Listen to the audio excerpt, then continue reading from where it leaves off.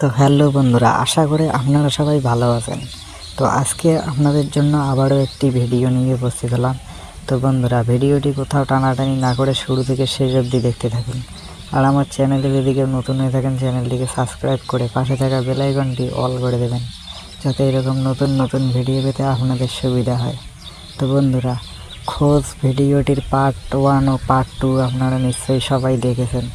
তো এখন মনে মনে ভাবতেছেন যে এই ভিডিওটির 3 নম্বর পার্ট আসলে খুব ভালো হয়, বা 3 নম্বর পার্ট কবে আসবে, কখন আসবে, তা সব কিছুই জানিয়ে দেওয়া হবে আজকের এই ভিডিওর মাধ্যমে।